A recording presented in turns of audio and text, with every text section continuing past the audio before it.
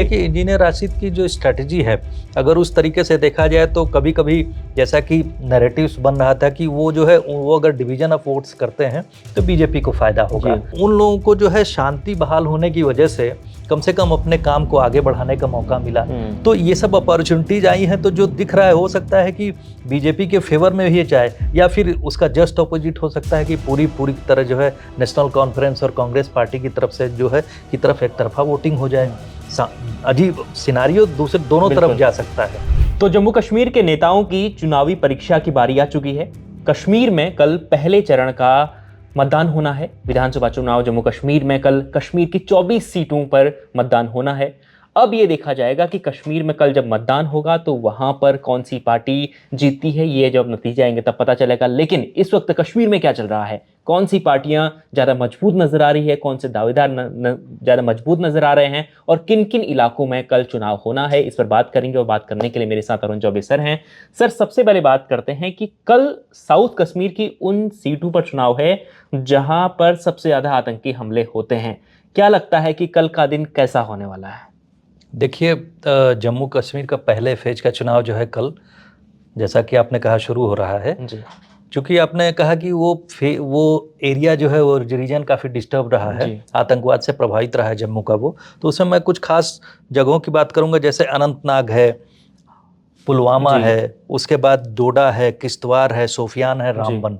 ये जो कंस्टिट्यूंसीज है, सीट्स हैं, यहाँ पर आशंका है कि वायलेंस हो सकता है। लेकिन सरकार ने जिस तरह से इंतजाम किए हैं, 300 पैरामिलिट्री फोर्सेस की टुकड़ियां जो है वहाँ पर डिप्यूट कर दी गई हैं सिक्योरिटी अरेंजमेंट बनाए रखने के लिए। तो ऐसी स्थिति में ठीक है, आशंका जरूर है, लेकिन अभी और पिछले हफ्ते जिस तरह से आतंकवादियों को न्यूट्रलाइज किया गया है, उस स्थिति में थोड़ी सी ये एक डर बना हुआ कि शायद कहीं पर वायलेंस हो। लेकिन मुझे लगता है सरकार ने पुख्ता इंतजाम कर रखे हैं। लेकिन सर, सबसे बड़ी बात यह है कि सेना ने लगातार वहां पर कोशिश की है कि आतंकियों को खदेड़ा जाए। लेकिन जो पहाड़ी इलाके हैं, क्योंकि ये सारे इलाके जो हैं पहाड़ी इलाके हैं, आतंकी आते हैं, हमला करते हैं, फिर जंगलों की ओर छिप जाते हैं, और वहाँ पर उन्हें मदद भी मिलती है उन इलाकों में, क्योंकि वो ट्रेंड हैं उसी तरीके से। तो क्या इन ऐसे इलाकों में जब चुनाव होते हैं तो क्योंकि बहुत सारी फोर्स जो होगी चुनाव में भी लगी होगी, ऐसे में कितना आतंकी खतरे का जो अंदेशा है वो हो सकता है? खतरा तो है, मैंने कहा जैसे कि, क्योंकि वो आपने भी अभी रेफरेंस दिया कि बहुत सारे जंगल वाला एरिया है, वहाँ पर दूर दूर पर पॉपुलेशन है, और पहाड़ी एरिया में जो वो गुज्जर बकरवाल वो सब जो ट्राइब्स हैं वो सब रहती। तो उनके बीच में जब उधर से लोग पाकिस्तान की तरफ से, पाकिस्तान ऑक्युपाइड एरिया की तरफ से जब टेररिस्ट इंटर करते हैं तो उस लोकल पॉपुलेशन में जो है घुल मिल जाने की कोशिश करते हैं। तो ये चूंकि एक ही तरह के दिखते हुए लोग हैं, ये एक आशंका का कारण होता है। फिर भी सरकार ने पुख्ता इंतजाम कर रखे हैं। मैं तो कहूँगा 24 सीट पे जो चुनाव होना है उसमें दो चीज़ें पर राजनीतिक रूप से अगर हम देखें, लॉ एंड ऑर्डर की बात किनारे करते हुए, क्योंकि वो तो सरकार निपटी रही है उससे पुख्ता तरीके से। उसमें आपने देखा होगा कि इस बीच जो परिवर्तन ये हुआ है कि इंजीनियर राशिद की पार्टी जो कि AIP अवामी इत्तेहादा पार्टी, और दूसरी जो वहाँ की उस रीजन में जो जमात है, जमात इस्लामी, दो पार्टी जो हैं, अभी उन दोनों ने एक तरह से, दोनों ऑर्गेनाइजेशंस ने आपस में पैक्ट कर लिया। आपस में उन लोगों ने एक तरह से एक दूसरे को सपोर्ट करने के लिए एग्रीमेंट टाइप का कर लिया है। एग्रीमेंट क्या मतलब, उसमें आपसी सहमति बन चुकी है, दोनों नेता मिल चुके हैं पार्टियों के। और चूंकि जमात इस्लामी के ऊपर प्रतिबंध लगा हुआ है, तो उन्होंने अपने उस एरिया में, जो कश्मीर के रीजन में 10 जगह पर इंडिपेंडेंट कैंडिडेट्स खड़े किए हैं, और उन लोगों में आपस में एक समझौता हो कि हम साहब एक दूसरे के कैंडिडेट को सपोर्ट करेंगे।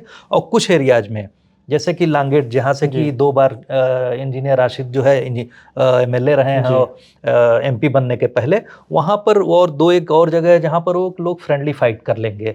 तो आपस में समझौता बनने से जो नेशनल कॉन्फ्रेंस का वोट, और आप यूँ कहें कि PDP का वोट, उसके बीच में जो है कटने की संभावना, यानी उनके वोट जो है इस कंसोलिडेशन से और नुकसान होने की आशंका हो सकती है। सर, ये जो इलाके हैं मुस्लिम बाहुल इलाके हैं, और वहाँ पर भारतीय जनता पार्टी ने भी करीब 6 या 7 मुस्लिम कैंडिडेट भी उतार रखे हैं दक्षिण कश्मीर में।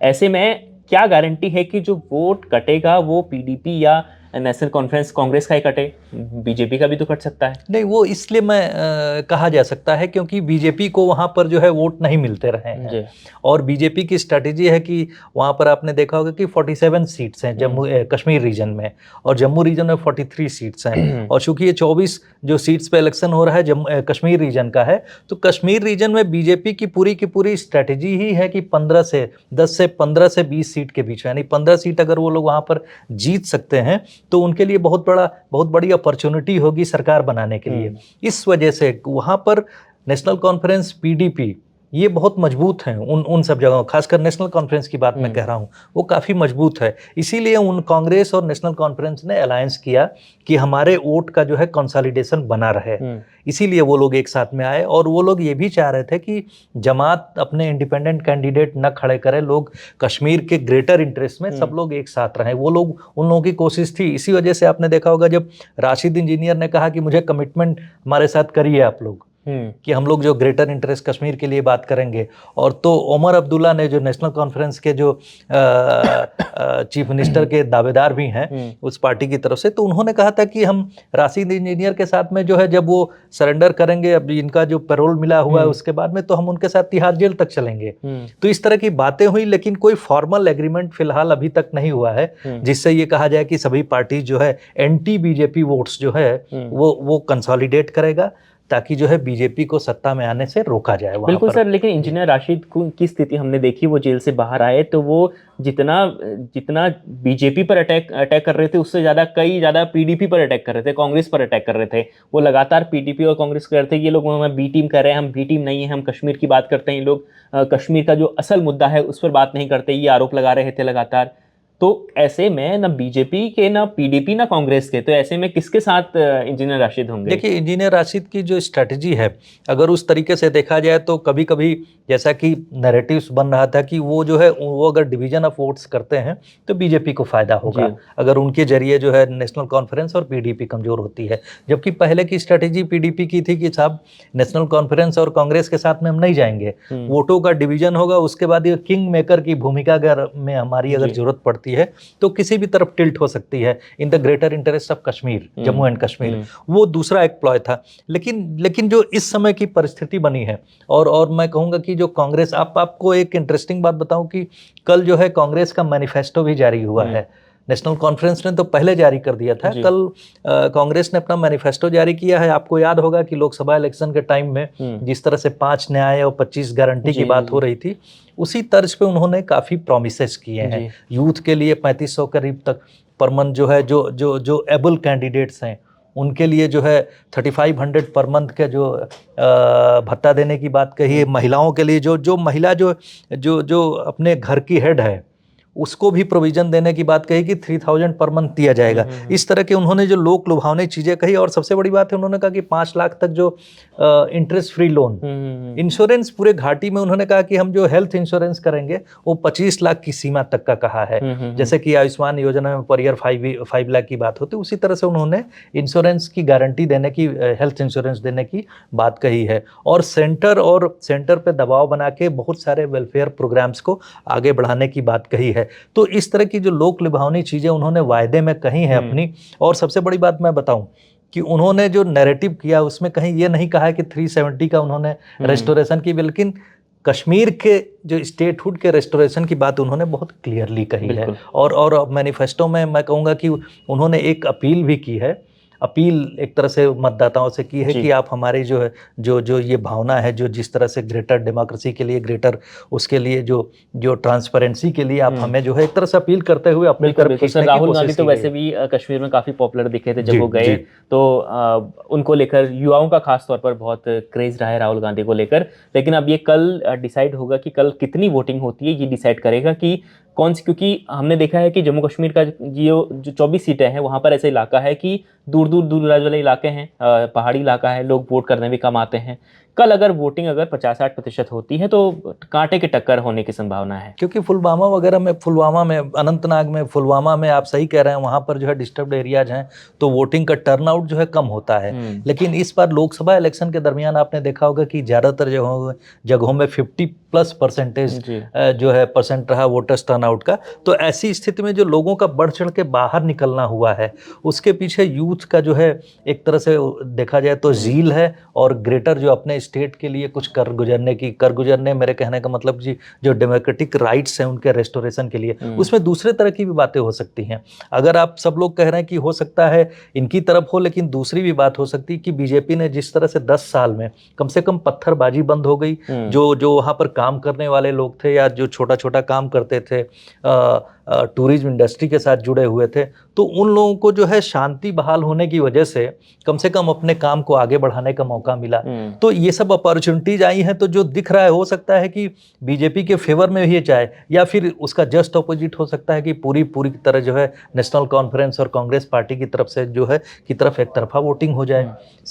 अजीब सिनारियो दोनों तरफ जा सकता है जी। अब ये तो कल ही तय होगा सर कि किस ओर जनता का मूड होता है। फिलहाल वहां पर जम्मू कश्मीर में तैयारियां पूरी हो चुकी हैं। कल 24 सीटों को लेकर दक्षिण कश्मीर में वोटिंग होनी है, और अब देखना होगा कि कल का इंतजार है कि जब वोटिंग शुरू होती है तो कैसा क्रेज रहता है वोटर्स का, वोटर्स कितने तेजी से वोटिंग करने के लिए निकलते हैं, क्योंकि कल 8 बजे से करीब ये मतदान शुरू हो जाएगा सर। हाँ, और कल एक बड़ी अच्छी आज बात मैं देख रहा था कि उमर अब्दुल्ला ने, जैसे अभी अमित शाह ने कहा कि 300 आर्टिकल 370 जो है हिस्ट्री हो गया है, तो उन्होंने एक स्टेटमेंट उन्होंने भी बहुत सिग्निफिकेंट दिया। उन्होंने कहा कि restoration of article 370 not impossible, मतलब इम्पॉसिबल नहीं है। ऐसा नहीं है कि वो भगवान ने जो है डिसीजन दे दिया, ऐसी भी बात नहीं है, वो रेस्टोर हो सकता है। इस तरह की पॉजिटिव मतलब जनता में जो है अपने प्रति जो है कॉन्फिडेंस रिपोज करने के लिए कि हम साहब कुछ भी कर गुजरेंगे आर्टिकल 370 को रेस्टोर करने के लिए।